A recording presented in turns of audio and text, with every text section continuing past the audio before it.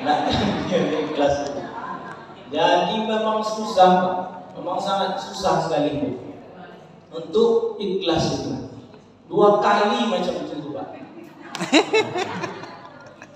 Di beda tempat, lain pula kasusnya lagi. Apa kasusnya? Waktu itu juga acara Hari Besar Islam Pak. Itu di Pekanbaru nih, tapi masjidnya tak boleh disebutkan. Apa? Pengurusnya lupa kasih saya amplop. Lupa kasih amplop itu. Ambo tunggu lama di dalam masjid itu, lama ambo tunggu. Nggak juga ngerti pengurusnya. Tak ngerti ya Pak. Sudah lama, ini sudah lama.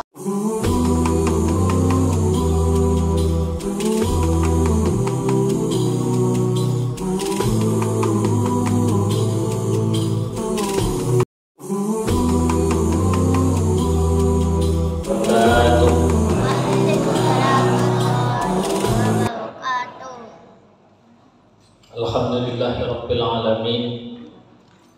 Wassalatu wassalamu ala asrofil anbiya'i wal mursalin wa ala alihi wa ashabihi rasulillahi ajma'in. Subhanaka la ilma lana illa ma 'allamtana innaka antal alimul hakim. Wa la haula wa la quwwata illa billahil aliyyil azim. Sadaqallahul azim. Yang saya muliakan Ketua Masjid Fathul Khair beserta semua pengurus yang hadir pada malam yang berbahagia ini. Juga saya muliakan Pak RT ataupun Pak RW yang hadir pada malam yang berbahagia ini. Dan yang saya muliakan orang tua kita, guru kita yang hadir pada malam yang berbahagia ini. Dan yang saya muliakan Bapak Ibu yang hadir pada kesempatan yang berlimpah berkah. Alhamdulillah, kita senantiasa bersyukur kepada Allah Subhanahu wa Ta'ala, yang mana pada malam yang berbahagia ini Allah masih berikan kesempatan kepada kita semua sehingga kita bisa berkumpul di rumah Allah yang kita cintai. Mudah-mudahan segala bentuk amal ibadah yang kita lakukan di rumah Allah ini mudah-mudahan menjadi buah ibadah di sisi Allah Subhanahu wa Ta'ala. Amin ya rabbal alamin. Kemudian selawat dan salam tak lupa pula kita kirimkan buat Nabi besar kita Muhammad sallallahu alaihi wasallam dengan ucapan Allahumma shalli ala sayyidina Muhammad wa ala ali sayyidina Muhammad. Mudah-mudahan dengan memperbanyak selawat kepada beliau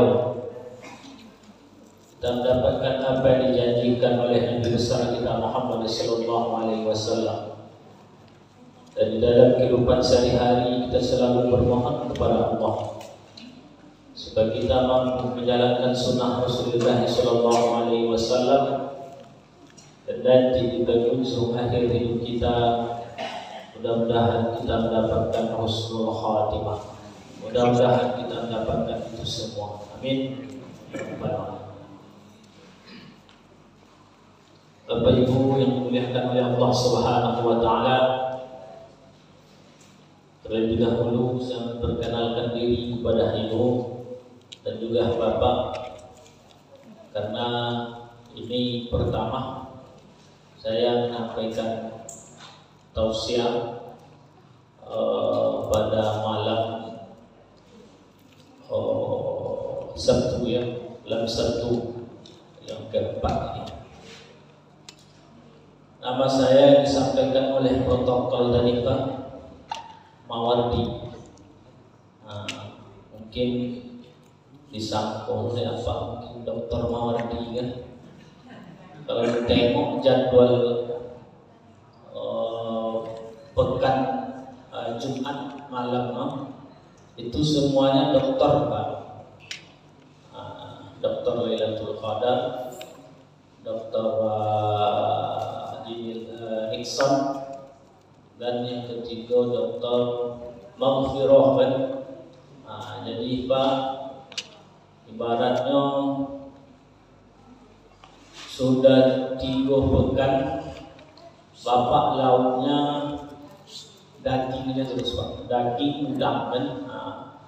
Daging udang kalau makan, kalau daging sama udang terus Pak, bosan juga Pak. Itu Pak kan, sekali-sekali kan sambal lado sama daun ubi Pak kan. Mungkin lomak dimakan Pak. Jadi yang ibaratnya sambal lado di daun ubi itu Pak. Mana tahu selera makan apa jadinya. Yang minggu 1 ke 2 tuh mantap-mantap terus kan. Itu ibaratnya. Amal asli saya Pak, saya Bangkinang, tapi Bangkinangnya paling ujung. Paling ujung dekat Candi Baratakus, 13 Oto Kampar. Jadi kalau bapak mana tahu pengen jalan-jalan ke sana Pak, mana tahu kan, mana tahu. Pas pula saya waktu itu ada di kampung, teleponlah saya Pak. Insya Allah kalau untuk makan siang asam padeh bau aman Pak. Aman tuh. Tapi tidak banyak-banyak ya Pak. Beli orang ada masalah kan, wapek orang itu aman. Tapi kalau bus pariwisata itu nak sanggup ya Pak. Mahal bau Pak, 100 kilo kan. Bapak Ibu yang dimuliakan oleh Allah Subhanahu wa Ta'ala, itu perkenalkan diri dari siapa kampung aku itu. Dulu aku kuliah di Fakultas Usuluddin, dosen Amboh itu adalah Pak Haji Arsak kan. Itu dosen Amboh dulu. Ini yang teringin kamu atau enggak gitu kan. Tapi awak sampai mati pun kalau murid itu harus ingat jo guru. Kalau guru tak ingat jo murid Pak biasa Pak. Tapi kalau murid lupa ke guru itu kurang ajar itu. Iya. Jadi mohon maaf Pak, kalau ada yang salah betul. Dulu kuliah tu apa je Pak, mungkin kan. Inilah Ustaz dulu je. Bapak Ibu yang dimuliakan oleh Allah Subhanahu wa Ta'ala, kajian kita pada malam yang berbahagia ini yaitu tentang hadis arba'in. Jadi pengarangnya Imam An-Nawawi. Jadi beliau ini seorang ulama besar, kalangannya banyak sekali. Salah satunya hadis arba'in ini. Dan hadis yang kita kaji ini ada dalam kitab arba'in, hadis arba'in ada juga dalam kitab Riyadhus Shalihin, tapi pengarangnya sama, Imam An-Nawawi.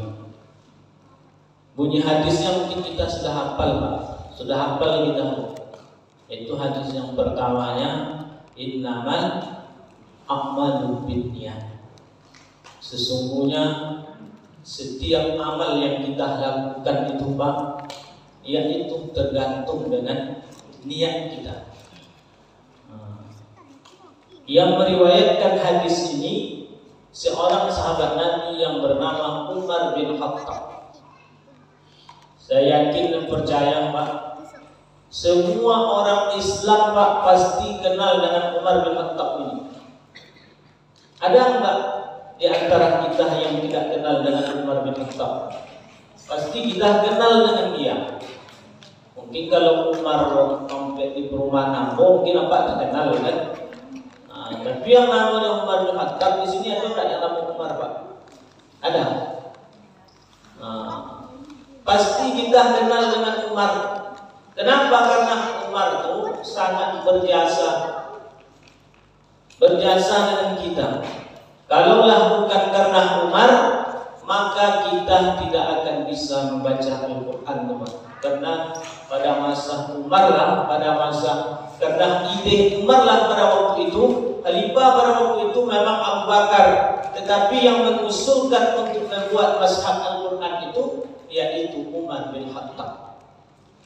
Begitu juga dengan kalender Hijriah itu usulan juga dari Umar bin Khattab. Coba kita bayangkan, sampai sekarang masih kita pakai kalender itu. Mulai dari Muharram, Safar, Rabiul Awal, Rabiul Akhir, Jumadil Ula, Jumadil Tsani, Rajab, Sya'ban, Ramadan, Zulqa'dah, Zulhijjah. 12 bulan itu karena Umar. Jadi Umar bin Khattab ini sangat luar biasa sekali. Bahkan sampai-sampai Nabi mengatakan, kalaulah ada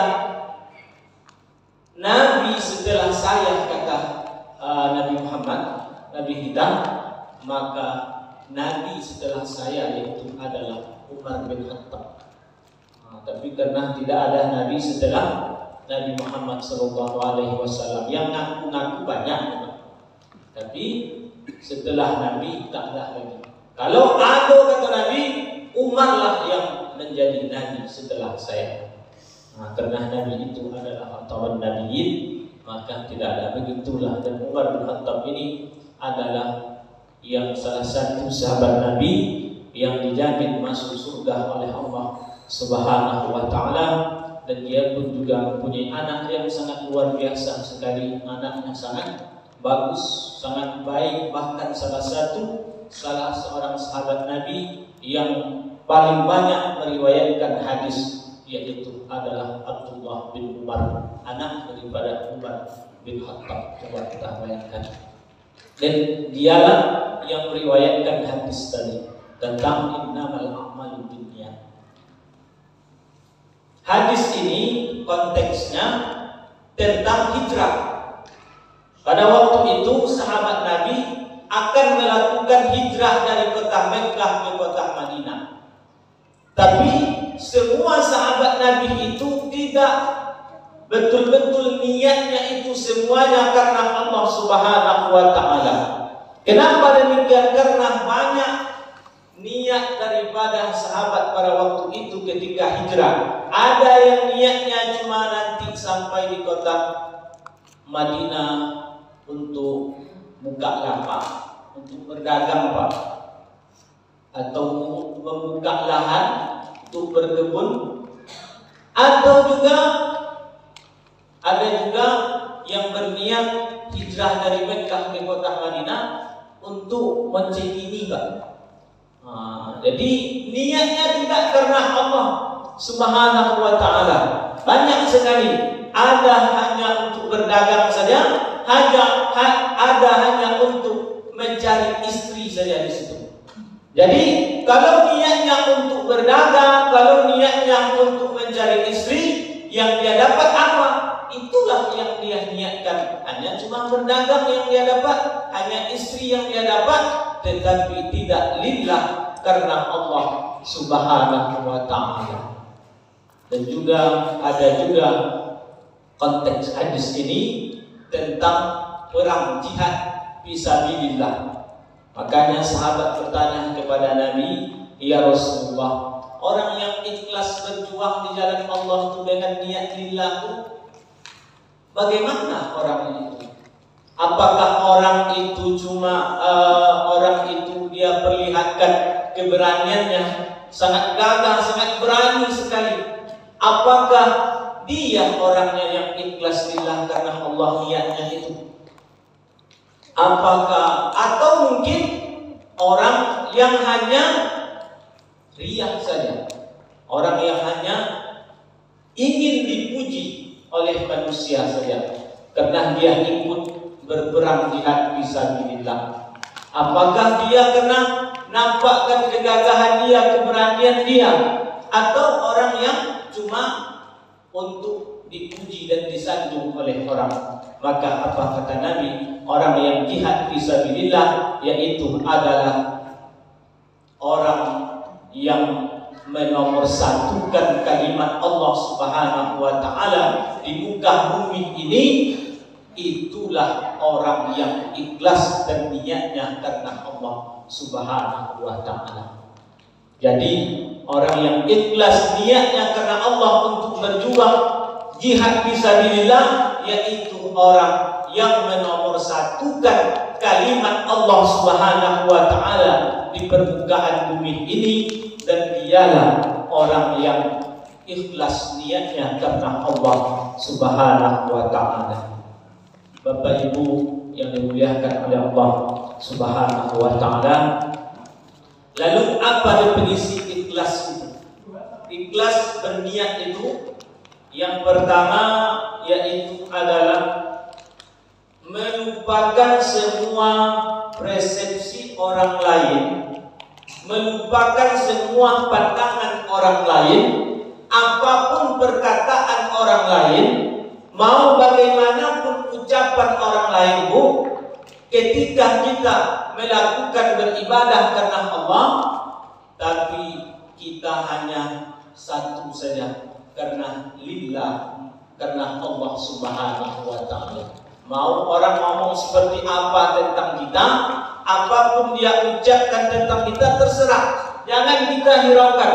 Apapun ucapan, walaupun dia mencemooh kita, walaupun dia mengolok-olok kita, itu tidak kita hiraukan. Kita murni ikhlas karena Allah Subhanahu wa taala. Itu menurut Imam Abu Usman. Jadi seperti itu. Kita harus apapun perkataan, persepsi orang terhadap kita, kita tidak hiraukan. Kita hanya lillahi ta'ala, karena Allah Subhanahu wa ta'ala. Dan yang kedua itu adalah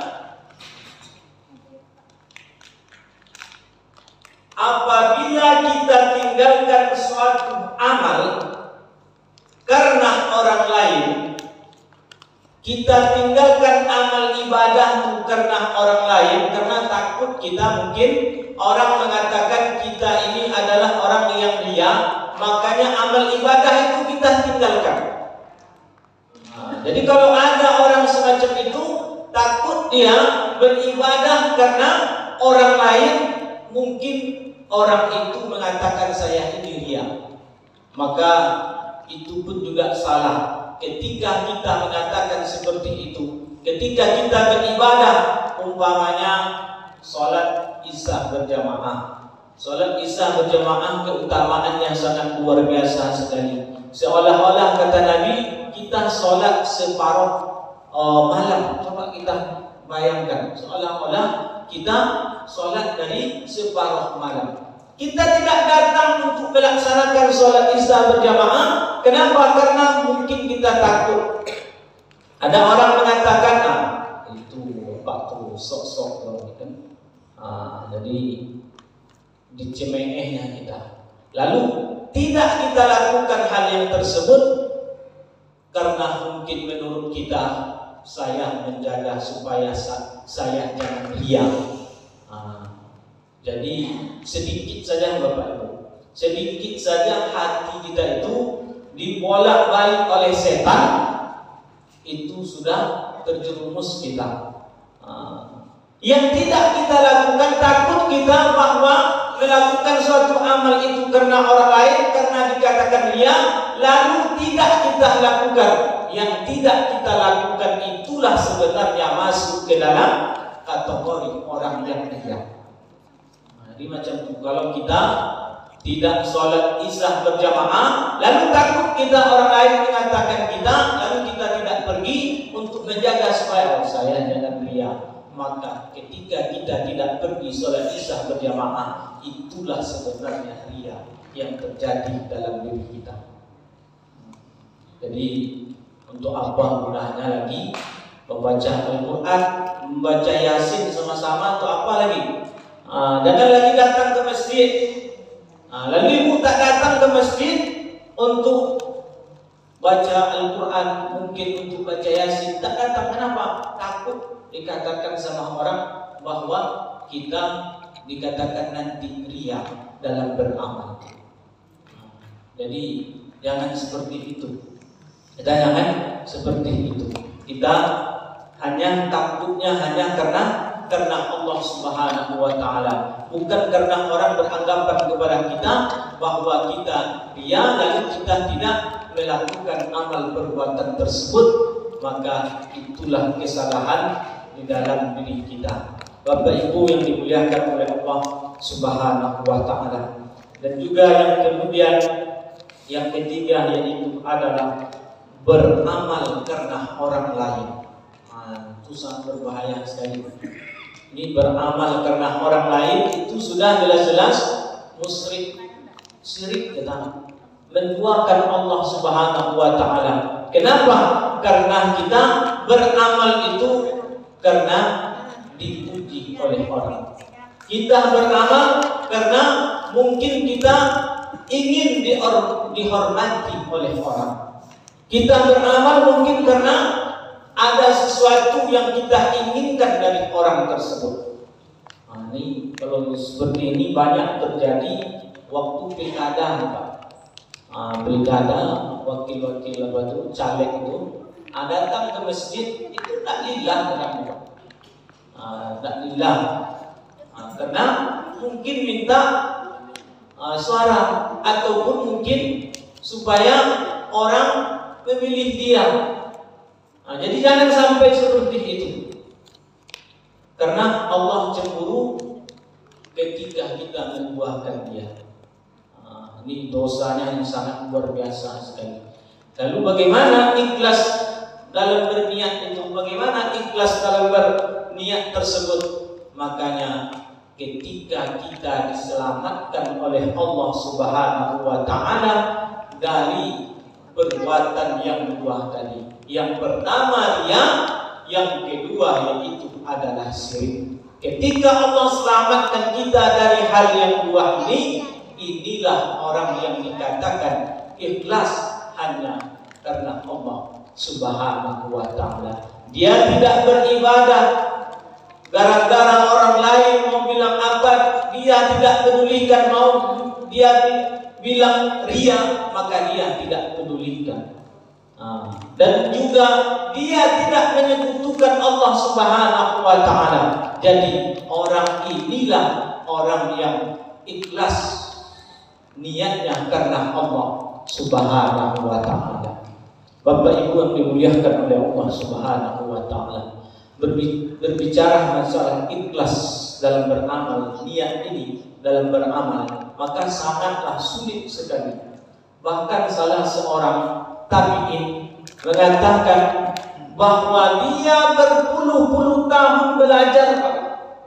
Untuk apa? Untuk meluruskan niatnya. Tabi'in ini gurunya sahabat Nabi. Makanya sahabat Nabi gurunya tentu Nabi Muhammad SAW. Di bawah sahabat Nabi itu namanya tabi'in. Apa kata dia? Kata salah seorang tabi'in, saya berpuluh-puluh tahun belajar hanya untuk meluruskan niat ini saja. Coba kita bayangkan. Masalah niat ini, Pak, masalah ikhlas dalam beramal, niat kita ini memang sangat sulit sekali. Kita harus lawan diri kita. Kita harus lawan hawa nafsu kita. Kenapa? Karena mudah saja setan itu membolak-balik hati kita. Siapapun kita, Pak, kita dalam masalah ikhlas dalam beribadah ini sangat luar biasa sekali. Sayang sekalipun, Pak, pernah juga, Pak, masalah ikhlas dalam beramal nih, niat ikhlas dalam beramal.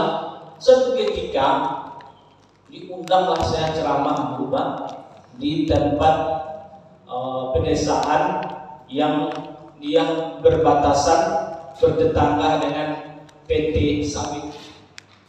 Jadi masjidnya itu, Pak, sedih kita nengoknya, Pak. Sedih kita nengok masjidnya, Pak. Nggak macam masjid kita nih. Masjid kita ini ada AC bagus, mewah kan. Kalau masjid orang itu sedih kita nengok. Mimbarnya sudah mau roboh.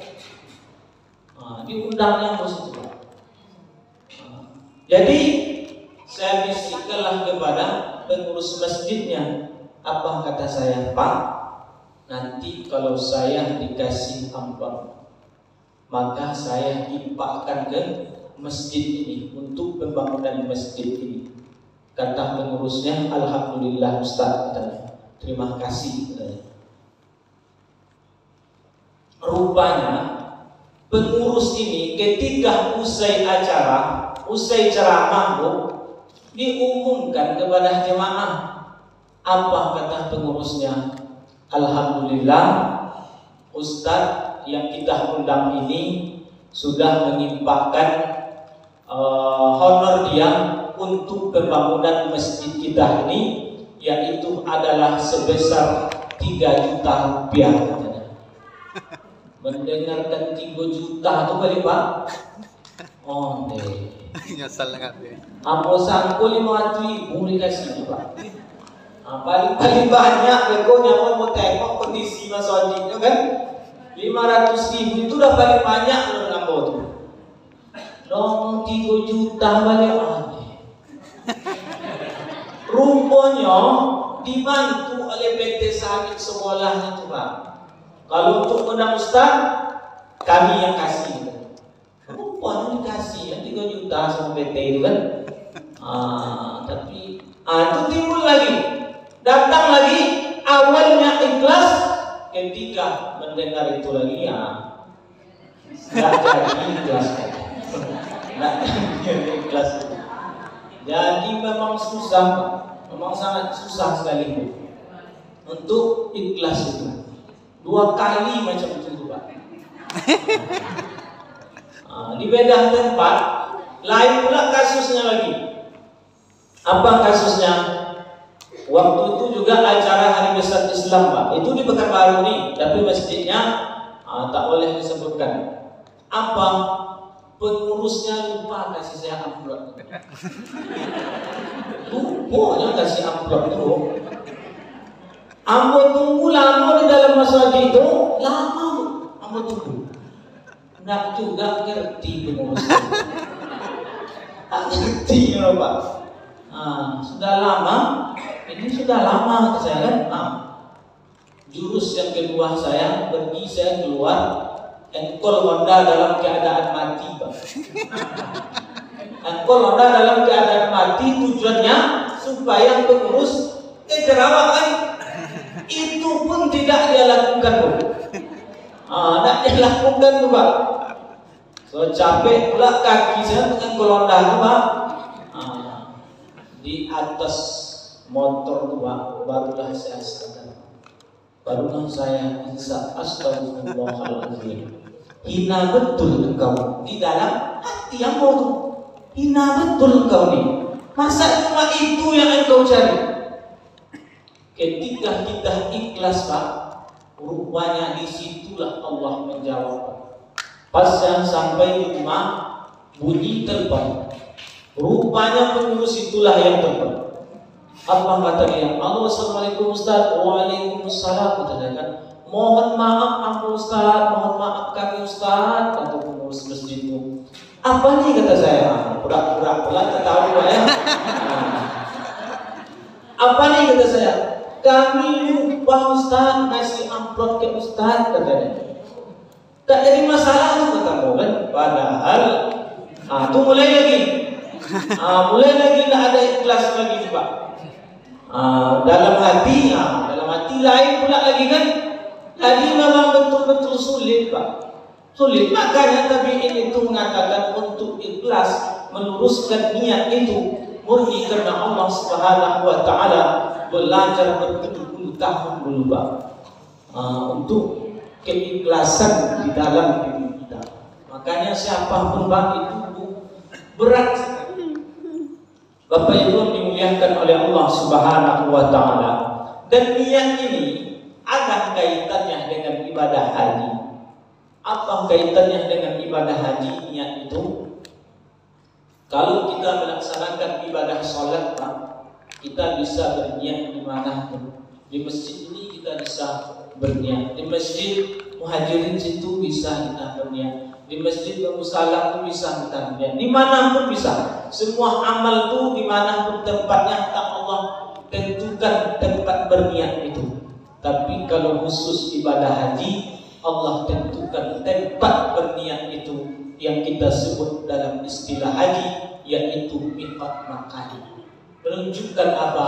Menunjukkan niat itu adalah sangat perlu dalam agama kita ini, itu adalah agama Islam. Sampai-sampai Allah Subhanahu wa taala menetapkan tempat berniat itu khusus. Kalau kalian tidak berniat di situ, maka tidak sah haji kalian. Nah, jadi kalau untuk jadi haji itu berniat kita di Malaysia, besar Pak.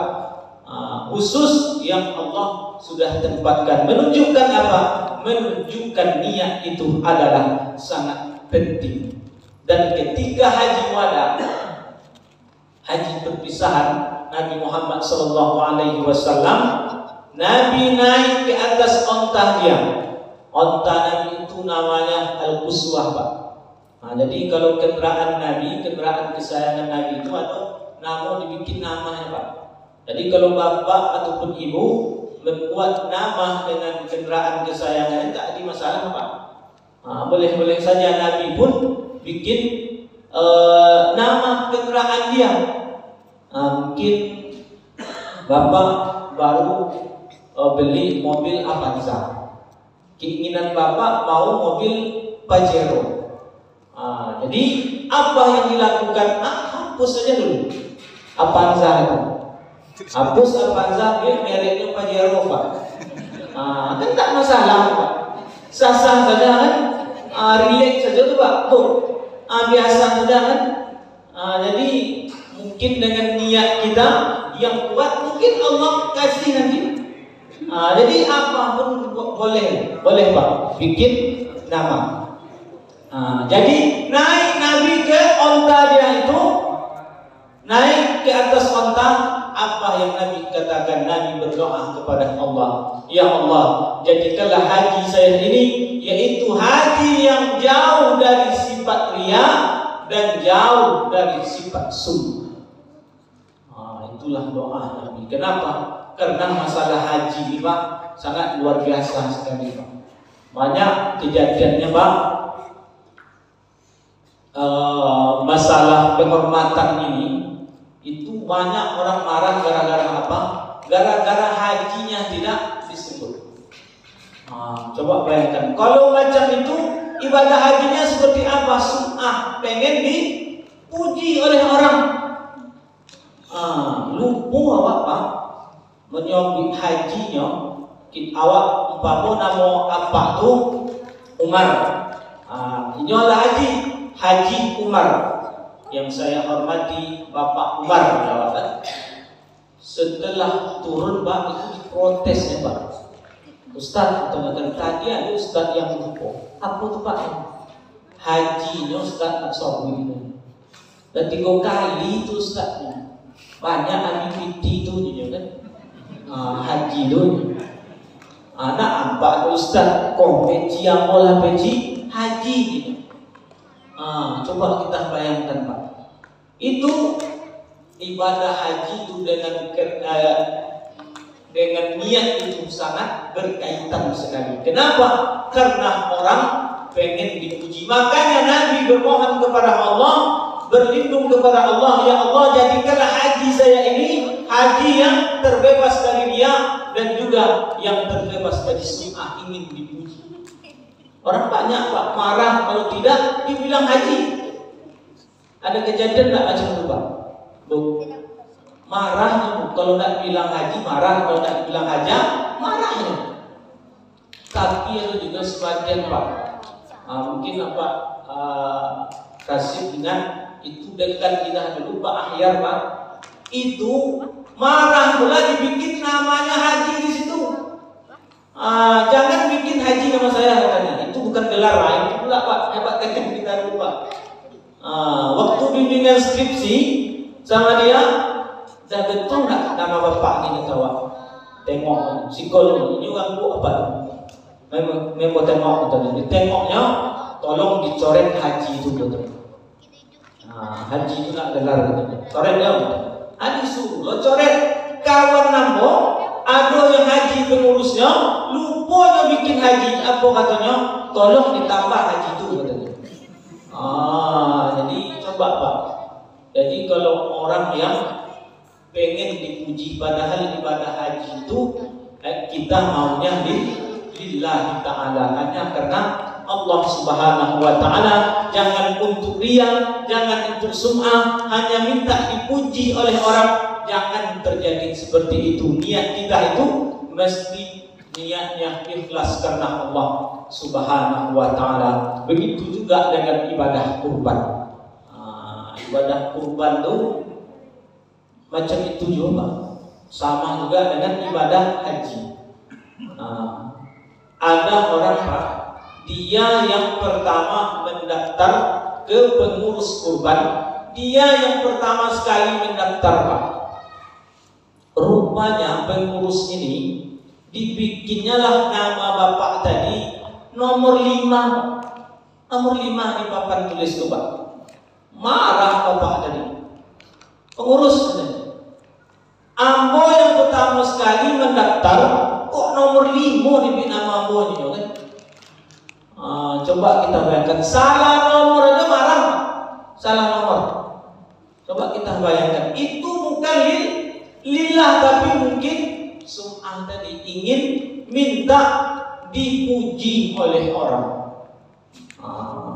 Pengurus kurban macam itu Pak. Tidak ada yang lillah karena Allah itu ada. Ada mungkin tapi tidak banyak. Memang sulit yang tadi itulah. Pengurus kurban itu banyak Pak. Yang jual sapi, yang jual kerbau itu mengatakan, Ustaz katanya kan, pengurus kurban Ustaz nampaknya yang soleh-soleh Ustaz. Kalau beli sapi awak adalah minta apinya kan, api yang diminta oleh Ustaz.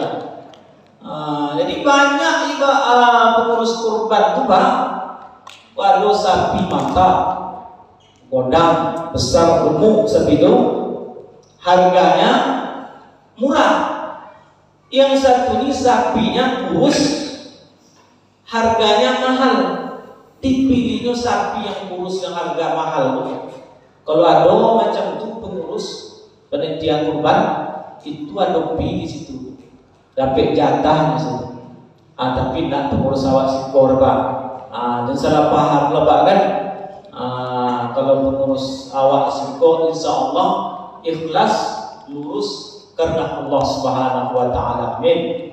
Rabbal alamin. Jadi Bapak Ibu yang dimuliakan oleh Allah Subhanahu wa ta'ala, maka masalah niat kita ini untuk beribadah kepada Allah Subhanahu wa ta'ala, karena syarat diterimanya ibadah kita ini Pak, menurut ulama yaitu adalah ikhlas. Inilah salah satu. Dan yang kedua yaitu kita mesti melakukan apa yang diajarkan oleh Nabi Muhammad sallallahu alaihi wasallam. Tuntunan dari Nabi Muhammad sallallahu alaihi wasallam itulah yang mesti kita lakukan. Ikhlas satu, tuntunan yang diajarkan oleh Nabi Muhammad sallallahu alaihi wasallam itulah syarat diterima ibadah kita, yaitu yang pertama ikhlas lillahi ta'ala, karena Allah Subhanahu wa ta'ala. Bapak Ibu yang dimuliakan oleh Allah Subhanahu wa ta'ala, karena waktu tinggal 3 menit dan 5 menit ya, kita perbaiki untuk wudhu kita.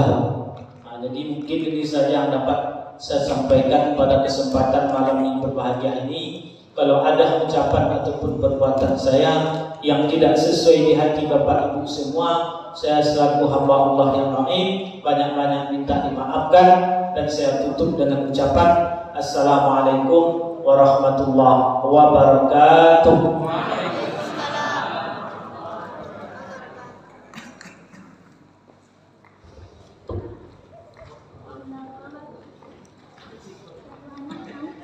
Terima kasih kepada Ustaz. Semoga dari apa yang telah diberikan kepada kita